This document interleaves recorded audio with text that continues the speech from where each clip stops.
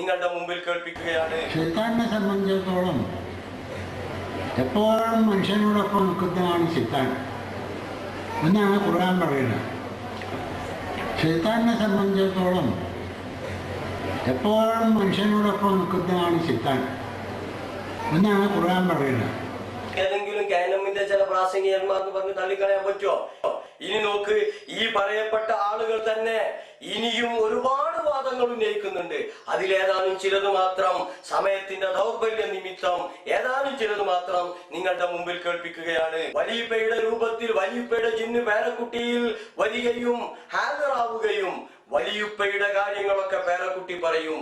അതേ രീതിയിൽ പരിചയമുള്ള വ്യക്തി, പരിചയമില്ലാത്ത വ്യക്തികൾ, വിദേശത്തുള്ള വ്യക്തി, മരണപ്പെട്ടു പോയ വ്യക്തി, ഇവരുടെ രൂപത്തിലൊക്കെ ശൈത്താൻ ഹാജറാവുമെന്ന സംശുദ്ധിന്റെ വാദം. മദനിയല്ലേ നിങ്ങൾക്ക്, നിങ്ങളുടെ കൂടെയാണ്, റഊഫ് മദനി ഞങ്ങളുമായി തല്ലിലാണ് എന്നല്ലേ നിങ്ങൾ പറയുന്നത്?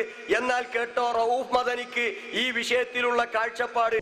എന്നാലും അങ്ങനെ പണ്ട് മരിച്ചുപോയ ഒരാളെ വർത്താനം ഇപ്പോഴത്തെ ഒരു കുട്ടി പറയാ. ദോഹയിൽ ഇപ്പൊ ഏതോ ഒരു റൂമിൽ താമസിക്കുന്ന ഒരുത്താൻ പണ്ടത്തെ ഷെയ്ഖിന്റെ വർത്താനം പറയാ. താൽഹിനാന്നെല്ലാം കൂടി പറഞ്ഞിട്ട് മൂപ്പരിങ്ങനെ കൽപ്പിക്കാന്നെല്ലാം കൂടി പറയാ. ഞാനാണ്, ഞാൻ ഷെയ്ഖ് ഇന്നോനാന്നൊക്കെ പറയാ. അങ്ങനൊക്കെ ചില കഥകൾ കേൾക്കാറുണ്ടല്ലോ. അതെങ്ങനെ സംഭവിക്കാം? നിങ്ങളിൽ ഓരോ മനുഷ്യനും മാമിൻ അഹദി മിൻകും ഇല്ലാ ഖദ് വക്കില ബിഹി ഖരീനുഹു മിനൽ ജിന്നി വ ഖരീനു മിനശ് ശൈത്താൻ. ഓരോ ഖരീനു മിനൽ മലായിക, ഓരോ മനുഷ്യന്റെ കൂടെയും ഒരു കൂട്ടുകാരൻ ഖരീനായി ഒരു മലക്കിനെയും ഒരു ജിന്നിനെയും സൃഷ്ടിച്ചിട്ടുണ്ടെന്നാ. അപ്പൊ നബി സല്ലല്ലാഹു അലൈഹി വസല്ലം സഹാബിയോട് ചോദിച്ചു, നിങ്ങൾക്ക് ഇത് വാദ കാണാം, അതെന്റെ കൂടെ ഒരു ശൈത്താനുണ്ട്, പക്ഷെ ഓൻ കീഴ്പ്പെട്ടു, എന്നോട് ഇപ്പൊ നല്ലതേ പറയുള്ളൂ. മനസ്സിലായില്ല? ഓരോ മനുഷ്യന്റെയും കൂടെ നന്മക്ക് പ്രേരിപ്പിക്കുന്ന ഒരു മലക്കും സഹചാരിയായിട്ടുണ്ട്, തിന്മക്ക് പ്രേരിപ്പിക്കുന്ന ഒരു ശൈത്താനും നമ്മളെ കൂടെ ഉണ്ട്. ഇവനെ കരീൻ എന്നാണ് പറയാറ്. ഞാൻ മരിക്കും, എന്റെ കരീൻ മരിക്കണം എന്നൊന്നുമില്ല. ആ കരീനിന്റെ സ്വഭാവം അറിയാം, രൂപം അറിയാം, വേഷം അറിയാം, നടത്തറിയാം, എല്ലാം അറിയാം. കാരണം അവന്റെ കൂടെ ജനിപ്പത്തിലുള്ളതാ. ഒരു പക്ഷേ ഈ കരീൻ എന്ന് പറയുന്ന ശൈത്താൻ മറ്റൊരാളിൽ അമിതമായി സ്വാധീനിച്ചിട്ട് അവനെ കൊണ്ട് പറയിപ്പിക്കുന്നതായിരിക്കാം. ഇവരൊക്കെ വളരെ ആസൂത്രിതമായി ഈ വാദങ്ങളെ ന്യായീകരിക്കുകയും പിന്താങ്ങുകയുമാണ് ചെയ്യുന്നത്. ഇവരൊന്നും ഏതെങ്കിലും കാനമിന്റെ ചില പ്രാസംഗികന്മാർന്ന് പറഞ്ഞ് തള്ളിക്കളയാൻ പറ്റുമോ? ഇനി നോക്ക്, ഈ പറയപ്പെട്ട ആളുകൾ തന്നെ ഇനിയും ഒരുപാട് വാദങ്ങൾ ഉന്നയിക്കുന്നുണ്ട്. അതിലേതാനും ചിലത് മാത്രം സമയത്തിന്റെ ദൗർബല്യ നിമിത്തം ഏതാനും ചിലത് മാത്രം നിങ്ങളുടെ മുമ്പിൽ കേൾപ്പിക്കുകയാണ്. കാര്യങ്ങളെല്ലാം രാവിലെ മുതൽ പറഞ്ഞതാണ്. ഇതിന്റെ ഏറ്റവും അവസാന ഭാഗം, ഈ ഒരു ഭാഗത്തിന്റെ അള്ളാഹു പറഞ്ഞു, നിങ്ങളെ എപ്പോഴും എന്റെ തൃപ്തിയിൽ നിന്ന് വ്യതിചലിപ്പിക്കുവാൻ പ്രതിജ്ഞയെടുത്ത ഒരു ശക്തി സമൂഹമാണ് ഇബ്ലീസ്. ഒരു ശക്തി സമൂഹമാണ്. അത് ഖുർആനിൽ പറഞ്ഞത് ഏകവചനത്തിലല്ല, അവനും അവന്റെ സംഘവും നിങ്ങളെ കണ്ടുകൊണ്ടിരിക്കുന്നു. ഇതാണ് ഖുർആനിൽ വന്ന വാചകം. നിങ്ങളെ ഇബ്ലീസ് കാണുന്നു, അവന്റെ സംഘവും കാണുന്നു എന്നാണ്. ജുനൂദുഹു എന്നാണ് ഖുർആൻ ഉപയോഗിച്ചത്. അവന്റെ സൈന്യ വ്യൂഹവും കണ്ടുകൊണ്ടിരിക്കുകയാണ്. അപ്പൊ ഒരു മനുഷ്യനെ വിശ്വാസത്തിൽ നിന്ന്, അവന്റെ മനസ്സ് സ്വീകരിച്ച യഥാർത്ഥ തൗഹീദിൽ നിന്ന്, അവൻ തേടിക്കൊണ്ടിരിക്കുന്ന അള്ളാഹുവിന്റെ തൃപ്തിയിൽ നിന്ന് എങ്ങനെയൊക്കെ അവനെ വ്യതിചലിപ്പിക്കാം, ആ സാധ്യമായ മുഴുവൻ പഴുതുകളും ഉപയോഗിച്ച് ഞാൻ അവരെ തടയുന്നതാണെന്ന് റബ്ബിന്റെ മുൻപിൽ ഇബ്ലീസ് ശപഥം ചെയ്തത് പരിശുദ്ധ ഖുർആനിൽ നമ്മൾ ഓതുന്നു. ഞാൻ അവരെല്ലാം വഴിപഴപ്പിക്കുന്നതാണ്, മുഴുവൻ പേരെയും എന്ന് പറയുന്നത് നമുക്കറിയാം. ഇങ്ങനെ ഇബ്ലീസിനെ പരിശുദ്ധ ഖുർആൻ നമുക്ക് പഠിപ്പിക്കുകയാണ്. എന്നിട്ട് അള്ളാഹു പറഞ്ഞു, അവനും അവന്റെ സംഘവും നിങ്ങളെ കാണുകയാണ്, നിങ്ങൾ അവനെ കാണുന്നില്ല. ഇതൊരു യാഥാർത്ഥ്യമാണല്ലോ. എന്നിട്ട് വീണ്ടും അള്ളാഹു പറഞ്ഞു, എന്താണ് നിങ്ങളിൽ അവൻ ചെയ്യുന്ന രൂപം? അവൻ നിങ്ങളെ ഈ വ്യതിചലിപ്പിക്കാൻ, ഈമാനിൽ നിന്ന് തെറ്റിപ്പിക്കാൻ എന്താണ് ചെയ്യുക? അത് ഖുർആൻ പറഞ്ഞത്, അവൻ നിങ്ങളുടെ മുന്നിലൂടെ വരുന്നതാണ്. നേർക്ക് നേരെ മുന്നിലൂടെ നിങ്ങളുടെ അടുത്തേക്ക് വരും. പിൻഭാഗത്തുകൂടി നിങ്ങളെ സമീപിക്കാം, വലത് ഇടത് ഭാഗത്തുകൂടിയും വരാം. അതിന്റെ അർത്ഥം ഒരു മനുഷ്യന്റെ എല്ലാ ഭാഗത്തിലൂടെയും അവനിൽ പ്രവേശിക്കാം.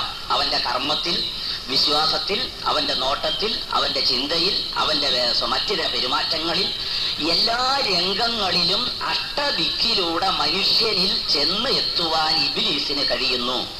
ഇതൊരു ഭാഗം പരിശുദ്ധ ഖുർആൻ പഠിപ്പിച്ചതാണ്. ഇങ്ങനെ വന്നു കഴിഞ്ഞിട്ട് എന്താണ് ചെയ്യുന്നത്? ഇവിടെയാണ് നമ്മുടെ ഈ വിഷയത്തിന്റെ യഥാർത്ഥം തുടങ്ങുക. നിശ്ചയം ഞാൻ അവരുടെ അടുത്ത് വന്നിട്ട് അവരുടെ മനസ്സിൽ ഞാൻ തോന്നിപ്പിക്കും, വല ഉമന്നിയന്നഹും, നിശ്ചയം ഞാൻ അവരെ ഇങ്ങനെ തോന്നിപ്പിക്കും. ഈ മന്ന എന്ന വാക്കിന്റെ അർത്ഥം കൊതിപ്പിക്കുക, ആഗ്രഹിപ്പിക്കുക എന്നാണ്. ഭാവനകൾ ഉണ്ടാക്കുക.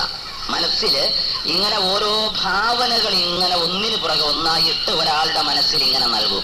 ഖുർആനിലൊരു വാചകം പറഞ്ഞത് മനുഷ്യനെ എക്കാലത്തും നയിക്കുന്ന ഒരു ചിന്തയാണത്.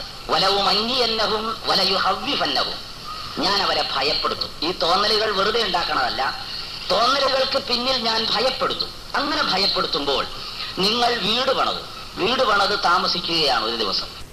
നമുക്ക് ഉറങ്ങാൻ പറ്റുമോ? 2 ദിവസം എൻ്റെ കുടുംബം കടന്നുറങ്ങിയില്ല. 2-3 ദിവസം ഞാൻ വേദന പോണ തീരം വേദനുണ്ടാവും. അപ്പം എന്നോട് 3-ാം ദിവസമാണ് ഇപ്പം അങ്ങളിന്ന് പോകണ്ടെന്നാണ്. എന്താണെന്ന് വെച്ച് കോണിപ്പണി കൂടെ കൊടുക്കുന്നൊരു ശബ്ദം എന്നാണ്.